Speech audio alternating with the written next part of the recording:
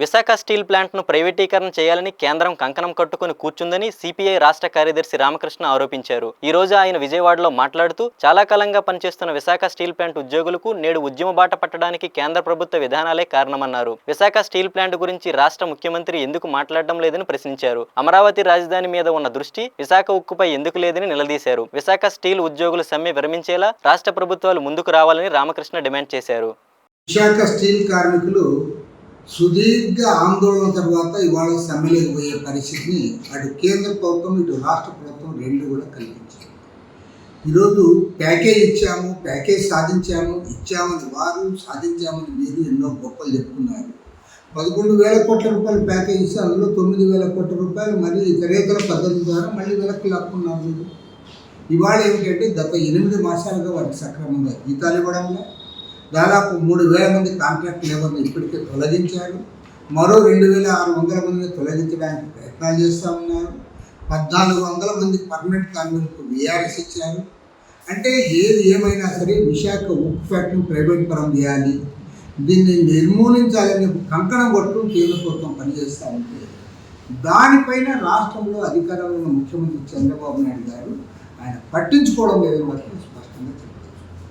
ఇవాళ అటు పర్మనెంట్ కార్మికులు ఇటు ప్రైవేట్ కాంట్రాక్ట్ కార్మికులు వారందరూ కూడా సమ్మెలోకి పోయే పరిస్థితి మీరే కల్పించారు.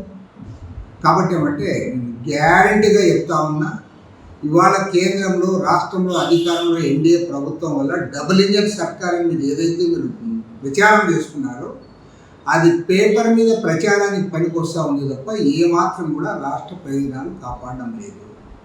ముఖ్యమంత్రి గారు ఎంతసేపు ఉన్నా సరే అమరావతి, పోలవరం దాని గురించే మాట్లాడుతూ ఉన్నాడు తప్ప విశాఖ ఉక్కు ఫ్యాక్టరీ గురించి 10 మాసాల కాలంలో ఒక్కసారైనా మాట్లాడాడని నేను అడుగుతాను. పైగా ప్రైవేట్ పరం ఫర్మ్ చేస్తాము, వాళ్ళకి ఉచితంగా భూములు ఇస్తాం, నీళ్లు ఇస్తాం, కరెంట్ ఇస్తామని చెప్పి వదలగొడతా ఉన్నాం. ఈజ్ ఆఫ్ డూయింగ్ బిజినెస్ అని చెప్తా ఉన్నాం, మిట్టల్ ఫ్యాక్టరీ అని చెప్తా ఉన్నాం. కానీ ఇవాళ పోరాడి సాధించుకున్న ప్రాణత్యాగాల బలిదానంతో సాధించుకున్న ఫ్యాక్టరీని ఇవాళ దాన్ని మూసేస్తూ ఉంటే దానిపైన మాట్లాడకూడదని శోచనీయము. ఇవాళ వర్కర్స్ సమ్మెను దృష్టిలో ఉంచుకుని తక్షణమే ప్రభుత్వం స్పందించాలి. వారి సమ్మెను నివారించి దాన్ని ప్రైవేట్ పరం కాకుండా దాన్ని కాపాడడానికి ముందుకు చర్యలు చేపట్టాలని డిమాండ్ చేస్తూ ఉన్నాం. అదేవిధంగా కార్మికులకు మద్దతుగా వామపక్ష పార్టీల ఆధ్వర్యంలో రేపు విజయవాడ నగరంలో మేము వారి సంఘీభావ ధర్నా కార్యక్రమాన్ని కూడా నిర్వహిస్తూ ఉన్నాం. ప్రభుత్వమే ముద్దాయిగా నిలబడుతుంది.